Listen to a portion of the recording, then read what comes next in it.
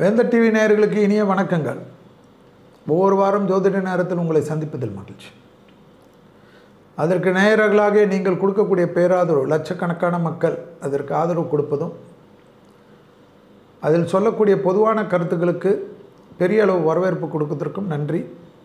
அதை நீங்கள் நிறைய பேருக்கு ஃபார்வேர்டு செய்வதன் மூலியமாக நிறைய பலன்கள் நிறைய பேருக்கு கிடைப்பது பெரிய ஆச்சரியம், பெரிய சந்தோஷம். நேயர்கள் நீங்கள் கொடுக்கக்கூடிய ஆதரவு தான் இத்தனை ஆண்டு காலம் வெற்றிகரமாக இந்த நிகழ்ச்சி நடக்கின்றது. இதற்கு எப்பொழுதும் எங்களுக்கு ஆசி வழங்கக்கூடிய வேந்தர் டிவி நிர்வாகத்தினர், குறிப்பாக பாரிவேந்தர் ஐயா அவர்களும் இளையவேந்தர் SRM ரவி அண்ணன் அவர்களுக்கும் மற்றும் CO, டைரக்டர், ஒளிப்பதிவாளர்கள், டெக்னீஷியன்கள், எடிட்டிங் பண்ணக்கூடிய அத்தனை தோழர்களுக்கும் நன்றிகள் பல. இந்த வாரம் 6/1/2025 முதல் 12/1/2025 வரை உள்ள வாரத்திற்குண்டான பலன்கள். இப்பொழுது நம் மார்கழியில் இருந்தாலும் மார்கழி முடிஞ்சு அடுத்தது தை மாதம் வரப்போகிறது. தை மாதம் வந்தாலே விசேஷமான மாதம்தான். நாம் சுபகாரியங்கள்லாம் மார்கழியில் பண்ணவில்லை என்றாலும் மற்றவர்கள் பண்ணாலும் நம் மார்கழி என்றாலே அது ஒரு சிலர் அதை அந்த மாதத்தில் எந்தவித சுபகாரியம் இல்லை என்றாலும் தை மாதத்தில் எல்லா சுபகாரியத்தையும் ஒன்றாக செய்வார்கள். அப்பேற்பட்ட தை மாதத்திற்கு ஒரு விசேஷம், பொங்கல்லாம் வருகிறது, அதெல்லாம் சிறப்பான பண்டிகை. ஆனால் பூர்வ ஜென்மம், பிதிர் ஜென்மம், தோஷங்களை நீக்கக்கூடிய ஒரு நாள் வரும். மூதாதையர்கள் தோஷம், குலதெய்வ தோஷம், அதுதான் ரொம்ப முக்கியம். ஆடி மாதத்துக்கு அந்த பெருமை உண்டு, அடுத்தது தை மாதத்துக்கு அந்த பெருமை உண்டு. தை அமாவாசை. இந்த தை அமாவாசை ரொம்ப ரொம்ப முக்கியம். இந்த தை அமாவாசையில் நம்ம முன்னோர்களுக்காக நம்ம செய்யக்கூடிய தான தர்மங்கள், தர்ப்பணங்கள் எல்லாம் நேராகவே அவர்களை சென்று அடையும் என்பது ஐதீகம். அதனால்தான் அவ்வளோ முக்கியம். அமாவாசையில், இந்த தை அமாவாசையில் செய்ய வேண்டிய விஷயங்கள் என்ன என்பதை பற்றி பார்ப்போம். பொதுவாக தை அமாவாசை, ஆடி அமாவாசை, புரட்டாசி மாதத்தில் வரக்கூடிய மகால அமாவாசை ரொம்ப ரொம்ப முக்கியம். எல்லோருக்கும் தெரியும். ஆடி அமாவாசைக்கு இணையானது ஆவணி அமாவாசை.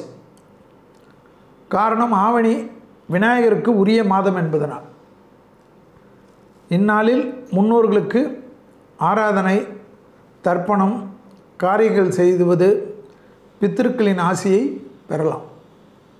இது இருக்கக்கூடிய விஷயம். நீர்நிலைகளுக்கு சென்று, கடல் இடத்திற்கு சென்று தர்ப்பணம் செய்ய முடியாதவர்கள் வீட்டிலே எள்ளு தர்ப்பணம் செய்து வழிபடலாம். அது அவ்வளோ முக்கியம். காகம், முன்னோர்களை நினைத்து தினமும் காகத்திற்கு உணவு இடுவது நம் குலத்தையும் வம்சத்தையும் வாழ வைக்கும் என்கூடிய சிறிய பரிகாரம். அதனால தான் நம்ம சாப்பிட்றதுக்கோ இல்லை சாப்பிட்றதுக்கு பின்னோ ஒன்று சாப்பாடு கொஞ்சம் எடுத்து வச்சுக்கணும். எடுத்து வச்சுட்டு அது ரெகுலராக காகத்துக்கு டெய்லி வச்சுட்டு வாங்க. அந்த டைமுக்கு அதை காக ரெகுலராக ரெடியாக இருக்கும். அது பெரிய லெவலுக்கு ஆசீர்வாதம். நம்ம ஏற்கனவே இதை பற்றியெல்லாம் பேசியிருக்கோம், பல வீடியோவில் சொல்லியிருக்கோம். தினமும் காகத்திற்கு உணவு தர முடியாதவர்கள் அமாவாசை அன்று மட்டுமாவது கண்டிப்பாக வைப்பது விசேஷம். ஞாபகத்தில் வச்சுக்கோங்க. அமாவாசை நாளில் நம் முன்னோர்களை நினைத்து செய்கின்ற காரியங்கள் அனைத்தும் அவர்களை போய் சேரும் என்று நம்பப்படுகிறது. அது ஒரு ஐதீகம். அதில் இப்படி சேருமா, அப்படி சேருமா, எந்த வழியில் ஸ்பெஷலாக ரூட்டு போடுமா, அதெல்லாம் நம்ம மதத்தையும் கலாச்சாரத்தையும் தெய்வத்தையும் நம்பாதவர்கள். நம்ம அவங்க விஷயத்தில் போகிறது இல்லையா. ஏன் கருப்பு சட்டை போட்டுன்னு சுற்றுறோம் நம்ம கேட்குறது இல்லையா. நம்ம ஐயப்பன் போடணும்னா விரதம் இருக்கிறோம். அதுபோல தான் அவரவர்கள் நம்பிக்கை, நம்ம நம்பிக்கை, நம்ம முன்னோர்கள் சொன்னது தான். முன்னோர்களை வணங்க காரணம், வருடத்தில் 96 முறை தர்ப்பணங்கள் செய்ய வேண்டும். அதெல்லாம் முடியாத விஷயம். அது ஐதீகத்தில் சொல்லியிருக்கு. அப்போ வெறும் தர்ப்பணம் மட்டும்தான் வருஷம் ஃபுல்லாக செஞ்சிட்ருக்கோம். அதெல்லாம் முடியாது. அதற்காக தான் சாஸ்திரங்கள் சொல்லியிருக்கிறதுல நம்ம நமக்கு வேண்டியதை மட்டும் எடுத்துக்கிறோம். அனைத்தும் செய்யாவிட்டாலும் ஆடி மற்றும் தை அமாவாசைக்கு மட்டுமே அவசியம் செய்ய வேண்டும் என்று மகாலி அமாவாசை வந்து ஒரு சிலர், ஆனால் தையும் ஆடியும் ரொம்ப முக்கியம் என்பதை ஞாபகத்தில் வச்சுக்கோங்க. அடுத்தது பார்த்தா, ஒருவர் தன் பெற்றோரையும் குலத்தையும் முன்னோர்களையும் வணங்காவிட்டால் மற்ற தெய்வங்களை வணங்கியும் பலனில்லைன்றது சாஸ்திரம். அதனால் பெற்றோர் இருந்தாலும் அவர்கள் செய்யணும். பெற்றோர்கள் இருக்கக்கூடிய குழந்தைகளுக்கு இதெல்லாம் நான் சொல்ல. நம்ம குடும்பத்தில் பெரியவர் இல்லாதவர்கள், ஒருத்தர் தான் தந்தை இல்லைனாலும் சரி, தாய் இல்லைனாலும் சரி, அமாவாசை என்பது ரொம்ப முக்கியம். இளைய வயதில் இருக்கிறவர்கள், பெற்றோர்கள் இருக்கிறவர்கள் அன்னதானம் செய்யலாம். பசுமாடுகளுக்கு அகத்திக்கீரையை தவிர வேறு ஏதாவது காய்கறி வாங்கி கொடுக்கலாம். அன்னதானம் கூட எப்போ செய்யணுன்னா அமாவாசையில் மதியம் 1 மணிலேருந்து 2 மணிக்குள்ளே அந்த ஓரையில் செய்வது விசேஷம். எந்த அன்னதானம் பண்ணாலும் இல்லை அரிசி வாங்கி கொடுக்கலாம். ஏழை எளியோர்களுக்கு, அநாத ஆசிரமத்திற்கு, பெண்களுக்கு, முதியோர் இல்லத்துக்கெல்லாம் இதெல்லாம் ரொம்ப விசேஷம். மளிகை பொருள் வாங்கி கொடுக்கலாம். எந்த பொருள் வாங்கி கொடுத்தாலும் கொஞ்சம் மிளகு வாங்கி கொடுக்குறது விசேஷம். அதை ஞாபகம் வச்சுங்க. மிளகு சீரகம் வந்து இந்த உணவு கொடுக்குற சமயத்தில் பொருள்கள் கொடுக்குறச்ச அரிசி மாதிரி ஆகுது. அதனுடைய தாத்வீகம் வேறு லெவலுக்கு கொண்டு போகும்.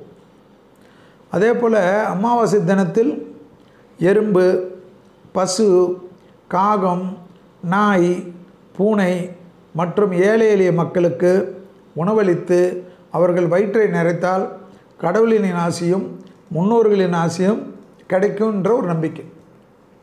ஸோ இதெல்லாம் இருக்கக்கூடிய விஷயம். எறும்புகளுக்கு கூட பச்சரிசி மாவு எங்கேயாவது போட்டிங்கன்னா அது அவ்வளோ நல்லதான், அவ்வளோ விசேஷமாக அஷ்டலட்சுமி கடாட்சம் கிடைக்குமா. அதனால தான் அந்த காலத்தில் மாக்கோளம் போட்டுருந்தது எறும்புக்கு உணவு. இந்த காலத்தில் மாக்கோளம்லாம் ஸ்டிக்கர் கோலம் தான்.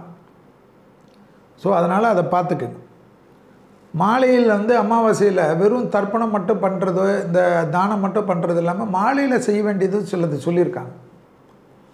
அது என்னன்னு பார்த்தா, மாலையில் மாவிலை தோரணம், வாசலில் தோரணம் கட்டி, குலதெய்வ படத்துக்கு பூக்கள் வைத்து அலங்கரித்து, குலதெய்வத்துக்கு புடவை வைத்து வழிபட்டு அதை யாராவது சுமங்கலிக்கு கொடுக்கறது ரொம்ப விசேஷமாக. அந்த சுமங்கலிக்கு கொடுக்கறது வெள்ளிக்கிழமை செவ்வாய்க்கிழமை கொடுக்கக்கூடாது. யாராக இருந்தாலும் எந்த தானமும், அன்னதானம் மற்றதெல்லாம் பண்ணலாம். பொருள் தானம் மட்டும், அன்னதானத்திற்கு உணவு தானத்திற்கெல்லாம் நாள் கிடையாது. இந்த பொருளாக கொடுக்குறது, நகையாக கொடுக்குறது, புடவையாக கொடுக்குறது, இதெல்லாம் வந்து செவ்வாய் வெள்ளியை தவிர்த்துருங்க. அது வந்து ரொம்ப நல்லது. சுமங்கலிக்கு கொடுத்து மனதார பிரார்த்தனை செய்தால் ரொம்ப விசேஷம் வரும்ன்றாங்க. இவ்வாறு செய்வதால் இதுவரை தடைப்பட்டிருந்த மங்கள காரியங்கள், வீட்டில் நடைபெறாத பிரச்சனைகள், எப்போ பார்த்தாலும் டென்ஷன், எப்போ பார்த்தாலும் வீடை மாற்றிக்கினே இருக்கிறது, வீட்டில் ஒத்துமை இல்லாமல் இருக்கிறது, இதெல்லாம் மாற்றக்கூடிய சந்தோஷமும் அஷ்டலட்சுமி கடாட்சமும் கிடைக்கும் என்கிறது தான் இந்த அமாவாசைக்கு அவ்வளோ முக்கியம். அமாவாசையில் குறிப்பாக பார்த்துக்கணும். நம்ம வீட்டில் பெரியவங்களாக இருப்பாங்க, அவங்களுக்கு யாராவது பெரியவங்க இல்லாமல் இருப்பாங்க. அதுபோல் இருக்கவங்க முன்னின்று செய்வது தான் ரொம்ப விசேஷம். மற்றவங்களாம் இதை பற்றி கவலையே பட வேண்டாம். மற்றவங்களாம் என்ன செய்யணும்? மற்றவங்களாம் உங்களுக்கு ஏதாவது செய்யணும்னு விருப்பப்பட்டால் இந்த ஏழைகளுக்கு உணவளிப்பது, மிருகங்களுக்கு உணவளிப்பது, முதியோர்களுக்கு செய்வது, கோயில்களுக்கு அரிசி பருப்பு வாங்கி கொடுப்பது, மளிகை சாமான்கள் வாங்கி கொடுப்பது, இதெல்லாம் செய்ய செய்ய ரொம்ப அற்புதம் ஏற்படும். அதே போல் காகத்திற்கு அமாவாசைக்கு அமாவாசை உணவளிக்கிறத மாட்டி கொஞ்சம் தினமும் உணவு சாப்பிட்றச்ச கொஞ்சம் எடுத்து வச்சுருவாங்க, பார்த்துருப்பீங்க அந்த காலத்தில். ஒன்று எறும்புகளுக்கு, காகத்திற்குன்னு அந்த காலத்தில் நம்ம முன்னோர்கள்லாம் வச்சுருப்பாங்க. ஏன்னா உணவு வந்து எல்லாருக்கும் ரொம்ப முக்கியம். இந்த உணவு நமக்கு மட்டும் இல்லை, இந்த உலகத்தில் இருக்கக்கூடிய அத்தனை ஜீவராசிகளுக்கும் உணவு. அதனால தான் சாப்பாடில் என்ன பண்ணுவாங்கன்னா பார்த்தீங்கன்னா, ஒரு இலையில் வச்சா கூட அந்த இலையில் எல்லா சாப்பாடையும் ஒன்றா மிக்ஸ் பண்ணி, அப்பளம் கூட போட்டு மிக்ஸ் பண்ணி தான் உடச்சி அதை பிசைஞ்சி காகத்துக்கு வைக்கணும். தனித்தனியாக கூட வைக்கக்கூடாது. இதெல்லாம் இருக்கக்கூடிய விஷயம். எல்லாம் வடை, பாயசம் எல்லாத்தையும் மிக்ஸ் பண்ணி வைங்க. அத்தனையும் சேர்த்து அந்த காகம் சாப்பிட்றது அந்த காகத்துக்கு வயிறு நிறையிறது ரொம்ப சந்தோஷமாக இருக்கும். நீங்கள் என்றைக்காவது ஒரு நாள் அமாவாசைக்கு அப்படி வச்சா இந்த காகம் வராதுன்றதை பற்றி நம்ம நிறைய பேசணும். அதனால் கொஞ்சம் டெய்லி சிஸ்டம் பண்ணிங்க. ஃப்ளாட்டாக இருந்தாலும் இந்த காகத்துக்குன்னு வர்ற மாதிரி ஏதாவது ஒரு செட்டப் பண்ணி அந்த இடத்துல டெய்லி வச்சு அந்த இடத்துல ஏதோ டைல்ஸோ இல்லை ஏதாவது சின்ன கிரானைட்டோ போட்டுட்டு டெய்லி தொடச்சி விட்டுட்டிங்கன்னா சுத்தமாக இருக்கும், நீட்டாக இருக்கும். காகமும் ரெகுலராக வரும் என்பதை ஞாபகத்தில் வச்சுக்கோங்க. அதுபோல் பசுமாடு ரொம்ப ரொம்ப முக்கியம். இந்த பசுமாடுகளுக்கு உணவளிப்பது பெற்றோர் பெரியோரில் இருக்கக்கூடியவங்க அகத்திக்கீரையை கொடுக்காதீங்க.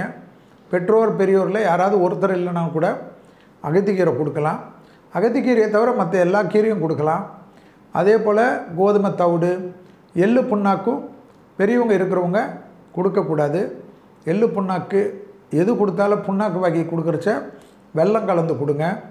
ரொம்ப அளவுக்கு அதிர்ஷ்டம் அனுகூலத்தை ஏற்படுத்தும். எனவே தை அமாவாசை இப்பொழுதே மார்கழியிலே ஏன் சொல்கிறேன் என்றால், வரக்கூடிய தை அமாவாசை 29ஆம் தேதி 1வது மாதம் 2025ஆம் ஆண்டு வருகிறது. அதாவது தை மாதம் 16ஆம் நாள் புதன்கிழமை தான் இந்த தை அமாவாசை வருகிறது. அதனால் அதற்கு முக்கியத்துவம் கொடுப்பது மிக மிக நன்மை என்பதனால் இப்பொழுதே ஒரு மாதத்துக்கு முன்பாகவே அதை பற்றி நான் பேசுகிறேன். அந்த நாளை குறித்து வைத்துக்கொண்டு அந்த நாளில் ஒரு நல்ல காரியம் செய்யுங்கள். தை அமாவாசையில் தான தர்மம் மட்டும் செய்யாமல் ஏதாவது ஒரு நல்ல காரியம் ஆரம்பிப்புகிறதும் பெரிய அளவு வளர்ச்சியும் பெரிய அளவு சந்தோஷத்தை தரும்.